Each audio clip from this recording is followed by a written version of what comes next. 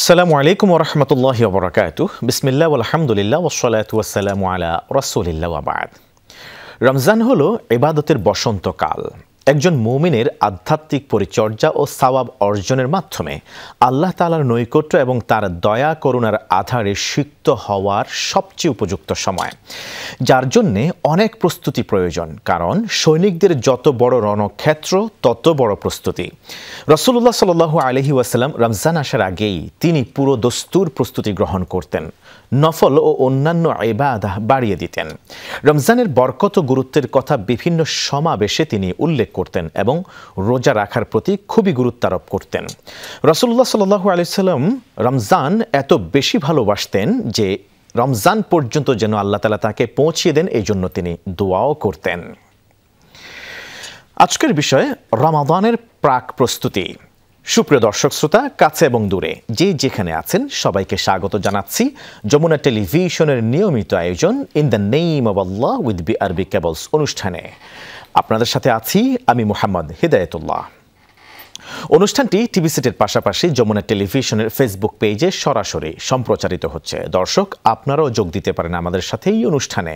সরাসরি ফোন করুন 02-982-40-52 এই নাম্বারে। অতিথি হিসেবে আজ আমাদের সাথে যুক্ত আছেন ফজিলতুল উস্তাজ professor doctor Giasuddin Talukdar, honourable professor, আরবি বিভাগ, চট্টগ্রাম বিশ্ববিদ্যালয়। আসসালামু আলাইকুম ওয়া রাহমাতুল্লাহ। আহলান ওয়া সাহলান শেখ। ورحمة الله وبركاته. كيف الحال شيخنا؟ আলহামদুলিল্লাহ বিখাইর বিফদলিল্লাহ তাবারাকা ওয়া তাআলা।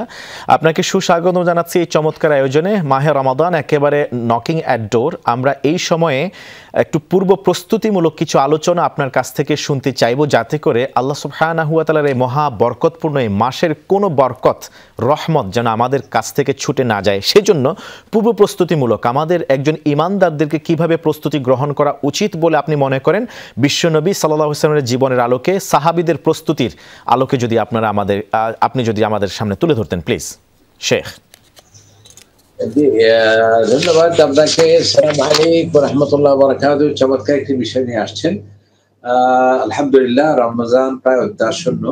নবী করিম সাল্লাল্লাহু আলাইহি ওয়াসাল্লাম শাবান মাসের শেষ খুতবাতে রমজানের প্রাক প্রস্তুতির উপর অনেক গুরুত্ব দিয়ে খুতবা দিয়েছিলেন এবং যেই খুতবায় প্রভাবিত হয়ে সাহাবায়ে কেরামরা কেঁদেছিলেন আল্লাহ সুবহানাহু ওয়া তাআলার দরবারে। কারণ কি, আসলে 12 মাসের বছর, সপ্তাহে 7 দিন এবং প্রতিটি সময় প্রতিটি স্থানে আল্লাহ সুবহানাহু ওয়া তাআলা বিশেষ বিশেষ সময় বিশেষ বিশেষ স্থানের মর্যাদা দিয়েছেন। যেমন 12 মাসের বছর সেরা মাস হচ্ছে রমাদান, সপ্তাহে 7 দিন, সেরা দিন হচ্ছে জুমার দিন, 365 দিন, এর মাঝে সেরা দিন হচ্ছে ইয়ম আরাফা। আমাদের 360টি রাত, এই রাতের মাঝে সেরা রাত, শ্রেষ্ঠ রাত হচ্ছে লাইলাতুল কদর। এভাবে স্থান আছে, সবগুলোই সমান। তবে মক্কাতুল মুকাররমা, আল মদিনাতুল মুনাওয়ারা, মসজিদ আকসা, মিনা, মুজদালিফা, আরাফা, সাফা, মারওয়া, এগুলো হচ্ছে সেরা। এবং এই রমাদান যে এত বড় গুরুত্বপূর্ণ মাস, যেটা আপনি বললেন, যেখানে একটি নফল কাজ করলে ফরজের সওয়াব পাওয়া যায়, একটি ফরজ কাজ করলে অন্যান্য মাসে 70টি ফরজ আদায়ের সমান সওয়াব পাওয়া যায়, এবং যেখানে একটি ওমরা আদায় করলে নবী কারীমের সাথে বড় হজ আদায়ের সমান সওয়াব পাওয়া যায়। এর থেকে বড় সৌভাগ্যের মাস আর কি হতে পারে? এবং যে মাসে আল্লাহ পাক সুবহানাহু ওয়া তাআলা শেষ রাত্রিগুলোতে তিনি আকাশের এই দুনিয়ার আকাশে এসে বলেন যে, বান্দা কারা কি চাও? তোমাদের মধ্যে কে আছো পাপী, এসো আমি ক্ষমা করে দেই। কে আছো অসুস্থ, আমি সুস্থ করে দেই। এবং কে আছো তোমাদের আবেদন আমার কাছে জমা দাও, আমি তোমাদের সাড়া দেব।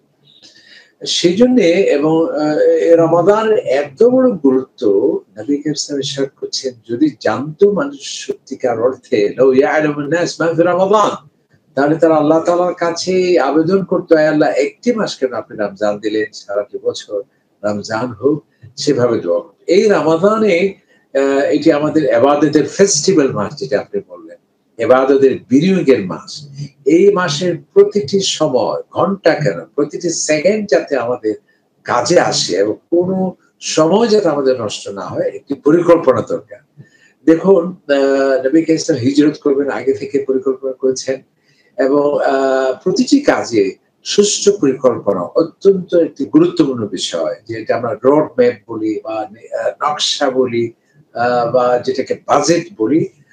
সেটি রমাদানেও আমাদের একটি সুষ্ঠু পরিকল্পনা আছে। এবং আপনি জানেন যে এই রমাদানে যাতে প্রাক প্রস্তুতি আমরা যাতে গ্রহণ করতে পারি, আল্লাহর নবী তো দোয়ায় শিখিয়ে দিয়েছেন আমাদের প্রায় ৩ মাস ব্যাপী। সাহাবায়ে কেরামদের মধ্যে দেখা গিয়েছে অনেকে ৬ মাস আগে থেকে পর্যন্ত রমাদানের প্রাক প্রস্তুতি নিতেন। সেই রজব মাসে থেকে আমরা শুরু করছি, আল্লাহ তাআলার কাছে আমরা রজবের বারাকাত দাও, শাবানের বারাকাত দাও, রমজানের আমরা পেতে পারি, আমাদের হায়াতে বারাকাত দাও। সুতরাং এই রমাদানের যাতে আমরা একটি কৌশল পন্থা, একটা রোড ম্যাপ, একটি রমাদান ক্যালেন্ডার আমাদের থাকা চাই। প্রথম হলো রমজান আসলে পরে একে অপরকে সাদর সম্ভাষণ জানানো। এই যে আমরা বিভিন্ন অকেশনে গ্রিটিংস জানিয়ে থাকি, রমাদান আসলে পরে একে অপরকে শুভেচ্ছা, সাদর সম্ভাষণের উদ্বুদ্ধ করা, এটা কিন্তু আমরা সাহাবায়ে কেরামদের মধ্যে দেখতে থাকি। তারা বলতেন যে দেখো, এমন রমজান আসছে, বেহেশতের সমস্ত দ্বার খোলা, জাহান্নামের সমস্ত দ্বার বন্ধ করে দেওয়া হয়েছে, শয়তানকে নিয়ন্ত্রণ করা হয়েছে, এবং এই রমাদানে যে বঞ্চিত হবে এর থেকে হয়তো ভাগবার হতে পারে না। সাহাবায়ে কেরাম এভাবে একে অপরকে উদ্বুদ্ধ করতেন। চমৎকার, আপনি চমৎকার করে বলছিলেন শেখ। রমাদানের প্রাক প্রস্তুতিমূলক কিছু কথা আমরা ইনশাআল্লাহ তাআলা বুলেট আকারে একটা বিরতি থেকে ফিরে এসে জানতে চাইবো। যেমন আমাদের মাঝে অনেকে পাপিষ্ঠ আছেন, বাকি 11 মাস অপরাধ করেছেন আল্লাহ তাআলার সাথে, কেউ বা বান্দার সাথে অপরাধ করেছেন, তারা কিভাবে প্রস্তুতি গ্রহণ করবেন। আমাদের ব্যবসায়ী অনেকে আছে, কর্মজীবী পেশাজীবী অনেকে আছে, তারা রমাদানের জন্য কিভাবে প্রস্তুতি গ্রহণ করবেন, এই বিষয়গুলো আমরা ইনশাআল্লাহ তাআলা বিরতির পরে আপনার কাছ থেকে জানবার চেষ্টা করবো। জাযাকুমুল্লাহ খাইরান। প্রিয় দর্শক শ্রোতা, আজকের বিষয় রমাদানের প্রাক প্রস্তুতি। রমাদানের প্রাক প্রস্তুতি আলোচনায় রয়েছেন ফজলত উস্তাদ প্রফেসর ডক্টর গিয়াসউদ্দিন তালুকদার হাফেজাহুল্লাহ। শেখ, বিরতির পর আপনাকে সুস্বাগতম জানাচ্ছি চমৎকার এই আয়োজনে। আমরা বিরতির আগে চমৎকার আলোচনা শুনছিলাম কোরআন এবং সুন্নাহর আলোকে, এবং বিশ্বনবী সাল্লাল্লাহু আলাইহি ওয়াসাল্লাম প্রায় 3 মাস আগ থেকে প্রস্তুতি গ্রহণ করতেন, এবং তিনি শাবানের শেষ জুমআতে তিনি চমৎকার এক আলোচনা উপস্থাপন করতেন বিশ্ববাসীকে উদ্দেশ্য করে। আপনি যদি এই পর্যায়ে আপনি আমাদেরকে বলতেন যে আমাদের বিভিন্ন শ্রমজীবী পেশাজীবী মানুষেরা কিভাবে রমাদানের জন্য পূর্ব প্রস্তুতি গ্রহণ করবেন, এই বিষয়ে যদি আপনি একটু সংক্ষেপে তুলে ধরতেন প্লিজ। জি, ধন্যবাদ আমাদের অত্যন্ত মেধাবী সঞ্চালক মহোদয়। যেহেতু আমাদের সময় কম, কথা বেশি, আবার আমরা দ্রুত বললে হয়তোবা আমাদের শ্রোতারা হয়তোবা হৃদয়ঙ্গম নাও করতে পারে, সেজন্য আমরা একটু আস্তে করে বলছি এবং পয়েন্ট ভিত্তিক বলছি। প্রথম যেটি, সেটা হলো আমাদের নিয়তকে বিশুদ্ধ করতে হবে। গতানুগতিক সিয়াম করলে চলবে না, ফাস্টিং করলে চলবে না, অটোফেজি করলে চলবে না। যে কোনো ইবাদত কবুল হওয়ার জন্য মূল শর্ত হচ্ছে নিয়ত। আমি যে সিয়াম করছি, আল্লাহ তাআলা আমাকে নির্দেশ দিয়েছেন, আল্লাহর সন্তুষ্টি, আমার নবীজির সুন্নাহ। কারণ আল্লাহ রাসূল বলেছেন, কেন অনেক রোজাদার, রুব্বা সাইম, অনেক রোজাদার এমন আছেন যারা সারাদিন রোজা শেষে উপবাসের যন্ত্রণা ছাড়া, পিপাসার কষ্ট ছাড়া সওয়াবের লেশমাত্র পেল না। তার মানে হচ্ছে আমাদের সিয়ামকে বিশুদ্ধ করার জন্য নিয়তকে করতে হবে বিশুদ্ধ। দ্বিতীয় নম্বর হচ্ছে তাওবা করতে হবে। এত বিশাল একটি মাস আমি পেতে যাচ্ছি, আমার যদি হাজারো লক্ষ যে আবর্জনার স্তূপ নিয়ে রমজানকে তো আমরা বরণ করতে পারি না। সেই জন্যে আল্লাহ তাআলা এমন ব্যবস্থাপনা রেখেছেন আমাদের জন্য, যেমন মোবাইলে যদি খুব বেশি ইনফরমেশন জ্যাম হয়ে যায়, সেটাকে ওয়াশ করা যায়, ঠিক তেমনি তাওবার মাধ্যমে আমরা যদি এমন তাওবা করি, যায় আল্লাহ অতীতে যা করেছি আমি ক্ষমা চাই, আগামীতে আমি ভালো মানুষ হয়ে যাব, কোন ধরনের অপরাধ গ্লানি আমাকে স্পর্শ করতে পারবে না, এভাবে তওবা করলে একেবারে শুদ্ধ ভূমিষ্ঠ নবজাতকের মতো নিষ্পাপ হয়ে রমজানকে আমরা রিসিভ করতে পারি। এরপর 3 নম্বর হচ্ছে রমাদানের প্রতিটি মুহূর্ত যাতে আমরা সময়কে গুরুত্ব দিতে হবে। কারণ কি, একজন মুমিন তো অবশ্যই সে বুদ্ধিমান। আল মুমিন কাইয়িস ফাতিন, মুমিন দূরদর্শী, বিচক্ষণ। কোন একজন বুদ্ধিমান লোক তার সময়কে সে নষ্ট করতে পারে না। He can not kill his god in time. সেজন্য রমাদানের প্রতিটি মুহূর্ত সময়কে সে গুরুত্ব দেবে, যাতে সে প্রতিটি মুহূর্তে ইবাদতের মধ্যে কাটাতে পারে। সে রোজা রাখবে, সে কিয়াম করবে সারা রাত, তাহাজ্জুদ নামাজ আদায় করবে, কোরআন কারীম তেলাওয়াত করবে। এগুলোর মাধ্যমে যাতে টাইম ম্যানেজমেন্ট, অর্থাৎ একটা রুটিন, ডিসিপ্লিন বা একটা ক্যালেন্ডার সে নির্মাণ করবে।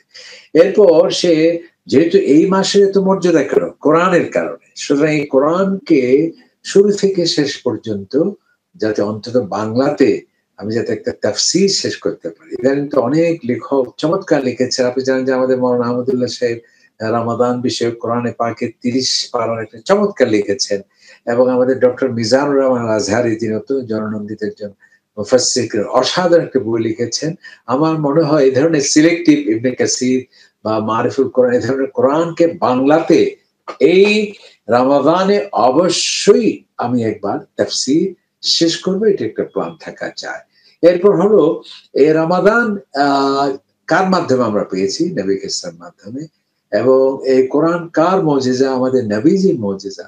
আমরা ম্যারাডোনার জীবনী মুখস্থ, আমাদের রোডগুলির বাস স্ট্যান্ড, কত প্রকারের শিল্পী, তাদের জীবনী, এমনকি তাদের শাশুড়ির নাম সহ মুখস্থ, কিন্তু যেই নবীর উম্মত আমরা, সেই নবীর সিরাত সম্পর্কে আমরা কিছুই জানি না। সুতরাং এই মাসে অন্তত একটি বার নবী ইসলামের সিরা যাতে সেটা আমরা জানি, আল্লাহ রাসূলের জীবনীমূলক যে কোনো একটি গ্রন্থ যাতে আমরা পড়ি। এরপর আমাদের এই রমাদান কিন্তু আসছে কম খাওয়ার জন্য, কিন্তু কি আশ্চর্যের বিষয়, আমরা 11 মাস জানা খেয়ে থাকি।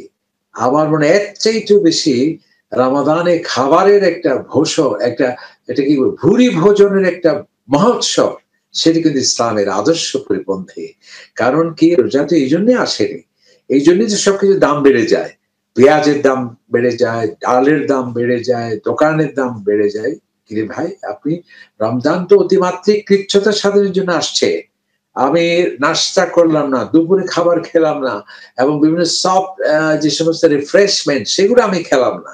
এই যে একটা অর্জন হলো, এবং এই যে কৃচ্ছতার মাধ্যমে যা উদ্বৃত্ত হবে, সেটি আমি গরিব মানুষের জন্য ব্যয় করা, এটি ছিল আমাদের দাবি। কিন্তু আমরা হয়ে গেল যে আমরা 103 রকমের আইটেম থাকতে হবে, 1000 রকমের আইটেম দিয়ে আমাকে ভোজন ভর্তি করতে হবে।